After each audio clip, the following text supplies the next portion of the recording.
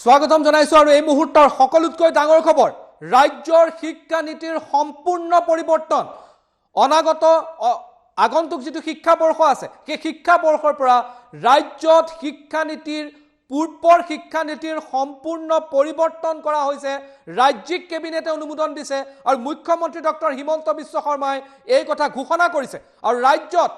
আগন্তুক শিক্ষা বৰ্ষৰ পৰা পৌৰাণিক পদ্ধতি সম্পূৰ্ণৰূপে সলনি হ'ব নতুন ৰাষ্ট্ৰীয় শিক্ষা নীতিৰ আধাৰত ৰাজ্যত বলবৎ হৈছে নতুন শিক্ষা নীতি ৰাজ্যৰ শিক্ষা নীতিৰ ব্যাপক পৰিৱৰ্তন আৰু প্ৰাথমিক পৰ্যায়ৰ পৰা সম্পূৰ্ণৰূপে বিশ্ববিদ্যালয় পৰ্যন্ত সম্পূৰ্ণ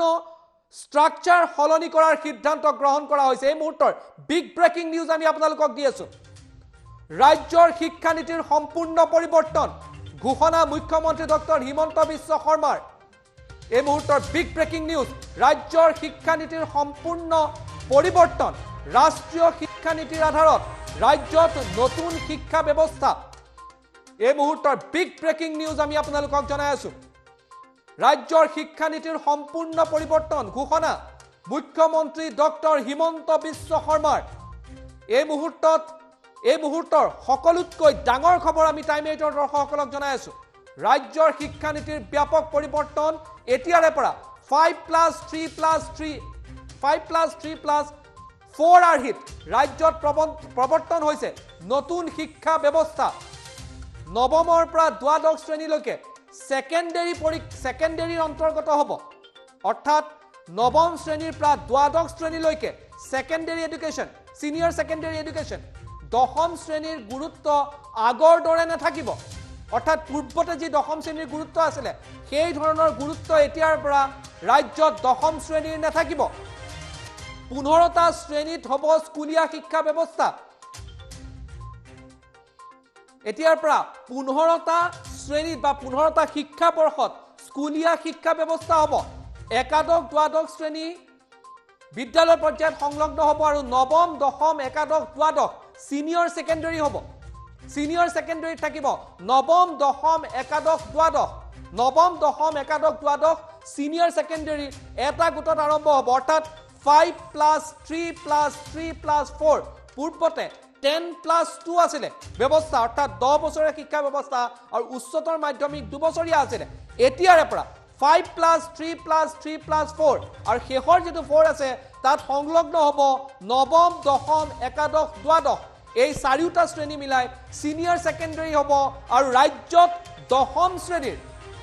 গুৰুত্ব পূৰ্বৰ দৰে নাথাকিব পূৰ্বৰ যি দশম শ্ৰেণী মেট্ৰিকৰ গুৰুত্ব আছিল সেই গুৰুত্ব এতিয়া হ্ৰাস পাব আৰু এতিয়া সিনিয়ৰ সেকেন্ডাৰী ৰূপত নৱম দশম একাদশ দ্বাদশ শ্ৰেণী কক্ষা থাকিব আৰু এই ব্যাপক পৰিৱৰ্তন আজি কেবিনেটৰ পিছত মুখ্যমন্ত্ৰী ডক্টৰ হিমন্ত বিশ্ব শৰ্মাই ঘোষণা কৰিছে ৰাজ্যৰ শিক্ষা নীতিৰ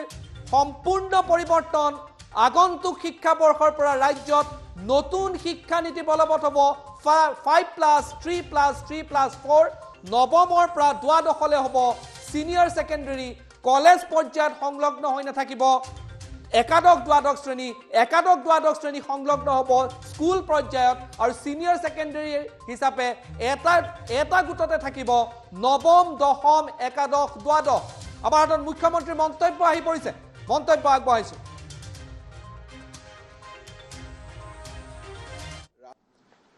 এটা হল যে ৰাষ্ট্ৰীয় শিক্ষা নীতিক অনুকৰণ কৰি আমাৰ ৰাজ্যৰ শিক্ষা ব্যৱস্থাটোক আমি নতুন ধৰণে সজাই পৰাই তুলিব খুজিছো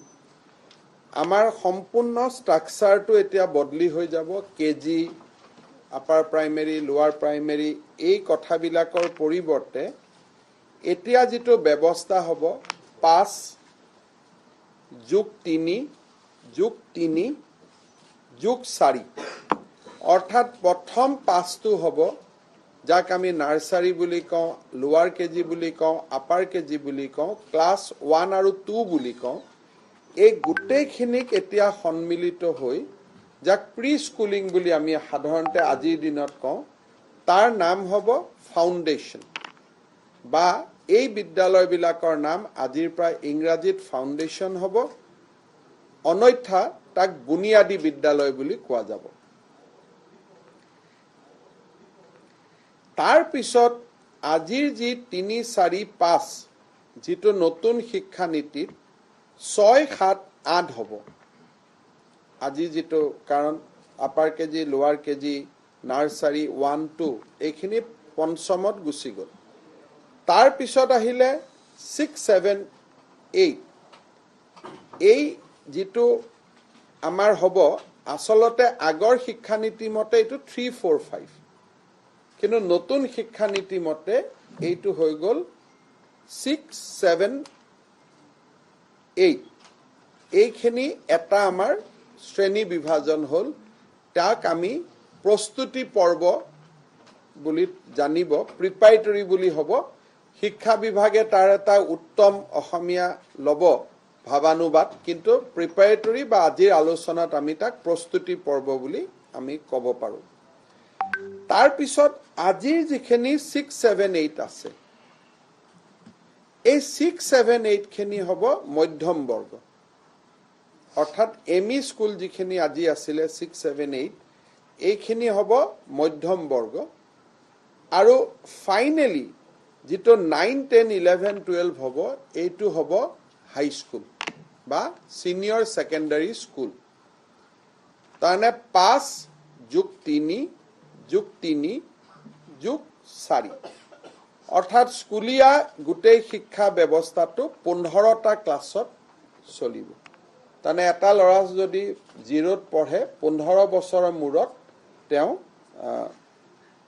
আগবাঢ়ি যাব পাৰিব 15টা শিক্ষা বৰ্ষ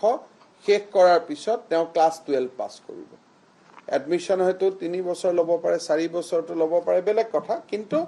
স্কুলত 15টা বৰ্ষ থাকাৰ পিছত ল'ৰাজনে ক্লাছ 12ত পৰীক্ষা দিব পাৰিব আকৌ এবাৰ কৈছো যে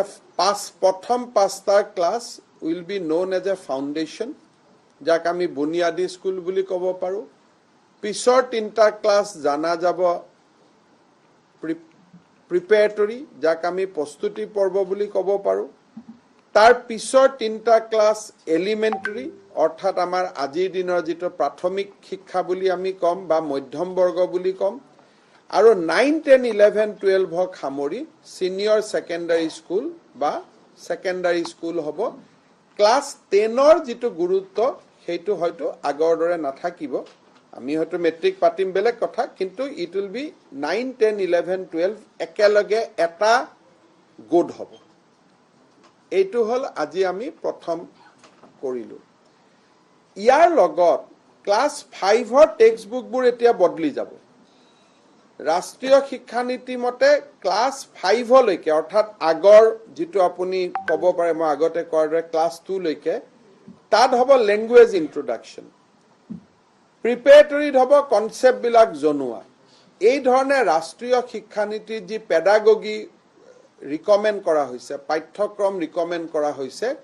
2023 চনৰ 1 এপ্ৰিলৰ পৰা পাঠ্যক্ৰমটো ৰাষ্ট্ৰীয় শিক্ষানীতি অনুসৰি সজোৱা হ'ব এই বছৰত ষ্ট্ৰাকচাৰটো হ'ল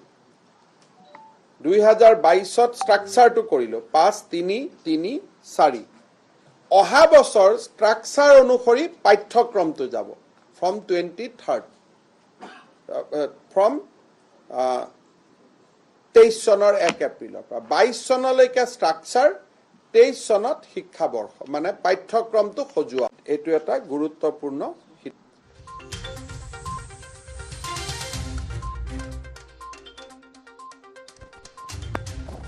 ৰাষ্ট্ৰীয় শিক্ষানীতিক অনুকৰণ কৰি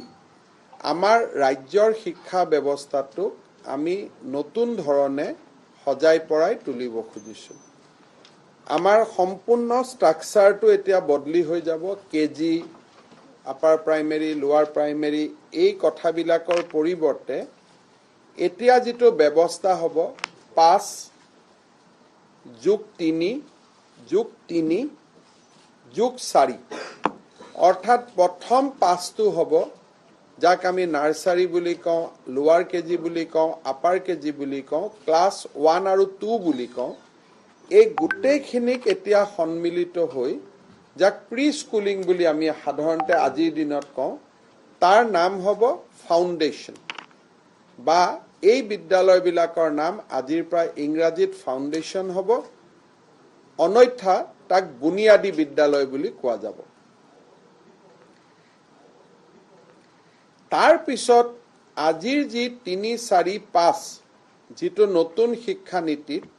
৬, ৭, ৮ হ'ব। আজি যিটো কাৰণ আপাৰ কেজি, লোৱাৰ কেজি, নাৰ্চাৰী 1, 2 এইখিনি পঞ্চমত গুচি গ'ল। তাৰ পিছত আহিলে 6, 7, 8 এই যিটো আমাৰ হ'ব আচলতে আগৰ শিক্ষানীতি মতে এইটো 3, 4, 5 কিন্তু নতুন শিক্ষানীতি মতে এইটো হৈ গ'ল 6, 7, 8 এইখিনি এটা আমাৰ শ্ৰেণী বিভাজন হ'ল। তাক আমি প্ৰস্তুতি পৰ্ব বুলি জানিব, প্ৰিপাৰেটৰী বুলি হ'ব। শিক্ষা বিভাগে তাৰ এটা উত্তম অসমীয়া ল'ব ভাৱানুবাদ, কিন্তু প্ৰিপাৰেটৰী বা আজিৰ আলোচনাত আমি তাক প্ৰস্তুতি পৰ্ব বুলি আমি ক'ব পাৰোঁ। তাৰ পিছত আজিৰ যিখিনি 6, 7, 8 আছে, এই 6, 7, 8 খিনি হ'ব মধ্যম বৰ্গ, অৰ্থাৎ এমই স্কুল যিখিনি আজি আছিলে 6, 7, 8 এইখিনি হ'ব মধ্যম বৰ্গ। আৰু ফাইনেলি যিটো 9, 10, 11, 12 হ'ব এইটো হ'ব হাই স্কুল বা ছিনিয়ৰ ছেকেণ্ডাৰী স্কুল। তাৰমানে 5 যোগ 3 যোগ 3 যোগ 4 অৰ্থাৎ স্কুলীয়া গোটেই শিক্ষা ব্যৱস্থাটো 15টা ক্লাছত চলিব। তাৰমানে এটা ল'ৰা যদি 0ত পঢ়ে 15 বছৰৰ মূৰত তেওঁ আগবাঢ়ি যাব পাৰিব। 15টা শিক্ষা বৰ্ষ শেষ কৰাৰ পিছত তেওঁ ক্লাছ 12 পাছ কৰিব। এডমিশ্যন হয়তো 3 বছৰ ল'ব পাৰে, 4 বছৰটো ল'ব পাৰে, বেলেগ কথা, কিন্তু স্কুলত 15টা বৰ্ষ থকাৰ পিছত ল'ৰাজনে ক্লাছ 12ত পৰীক্ষা দিব পাৰিব। আকৌ এবাৰ কৈছোঁ যে